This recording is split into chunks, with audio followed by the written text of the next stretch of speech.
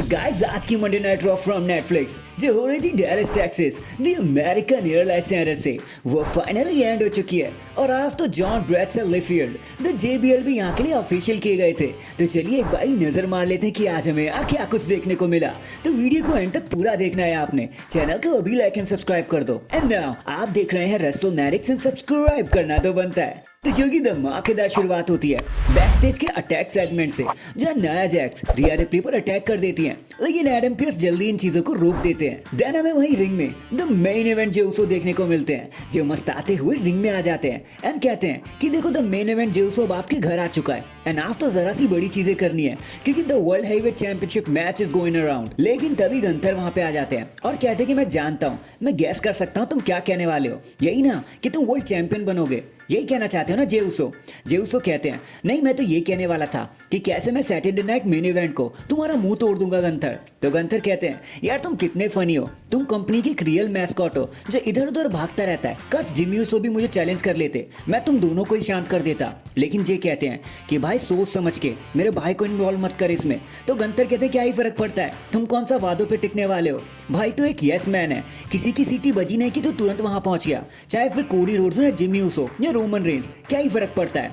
और इस Saturday night main event को मैं तुम्हें एक्सपोज भी कर दूंगा। फिर जो उसको कहते हैं इसके जवाब में कि भाई देख गंथर तुम बिल्कुल सही हो, मैं मैस्कॉट हूँ और ये क्राउड ही मेरी टैग टीम है क्योंकि हम साथ में मिलकर राइड करते हैं, अकेले नहीं रहते। और जब मैं तुम्हें हराऊंगा ना तो तुम मेरी रिस्पेक्ट करने लगोगे क्योंकि इट्स नॉट यू बल्कि मैं रेसलमेनिया को वो टाइटल मेन इवेंट करने वाला हूँ। जिसके बाद गुस्से में गंथर जे उसो पे अटैक कर देते हैं, दोनों के बीच में एक ब्रॉल हो जाता है, लेकिन जे उसो को स्टैंड टॉल करने का मौका मिलता है आज। देन वही बैक स्टेज में हमें जेबीएल देखने को मिलते हैं जो न्यू डे के साथ होते हैं और वो उनको अप्रिशिएट करते हुए कहते हैं कि भाई फाइनली मुझे कोई ऐसा मिल गया जो हमें समझता हो, क्योंकि जेबीएल भी एक बड़े इंसान को मारकर अपने टैग टीम पार्टनर को मार के ही बड़े बने थे।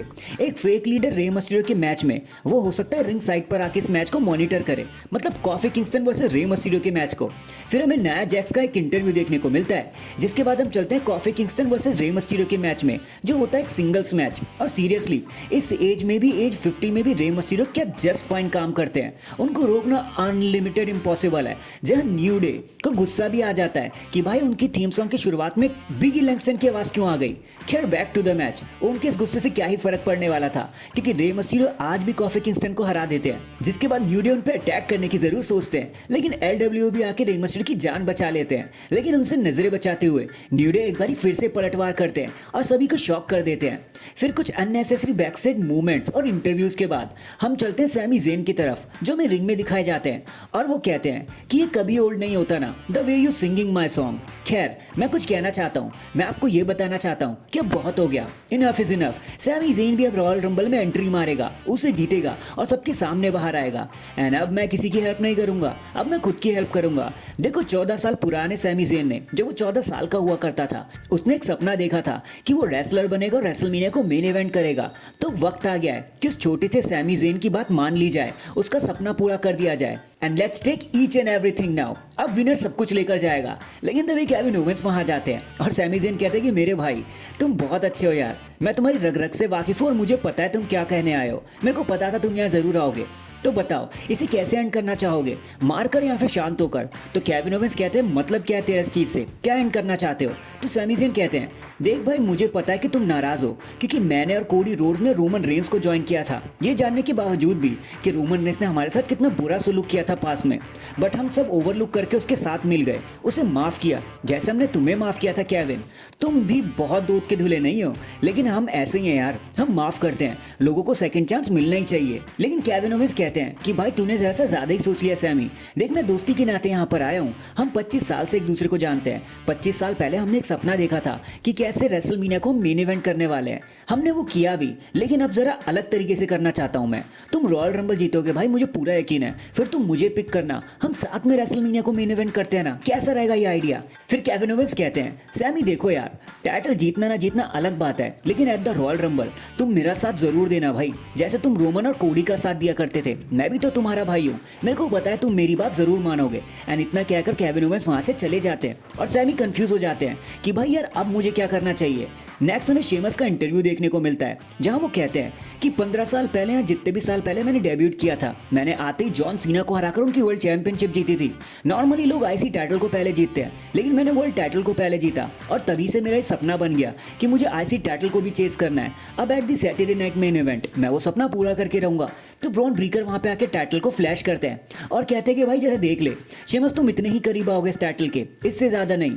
मैंने बोला था तुम रिटायर हो जाओ, लेकिन तुम मुंह तुड़वाए बिना मानोगे ही नहीं। शेमस उन्हें गुस्से में धक्का मार देते हैं और वहां पर फिर ब्रॉन ब्रीकर हंसते हैं कि वही कभी नहीं बदलेगा और ये मूवमेंट यहीं पर खत्म हो जाता है। फिर हमें लेट ग्रेट बॉब यूकर की एक ट्रिब्यूट वीडियो दिखाए जाते हैं कि कैसे उन्होंने डब्ल्यूडब्ल्यूई को आगे बढ़ाने में मदद करी, जो हमें लेकर चलता है नाया जैक्स वर्सेस बेली के मैच की तरफ, जहां आउटसाइड में रॉक्सैन पेरेज भी इस मैच को मॉनिटर कर रही होती है, जहां पे बेली और रॉक्सैन पेरेज के बीच में भी एक छोटी सी लड़ाई हो जाती है।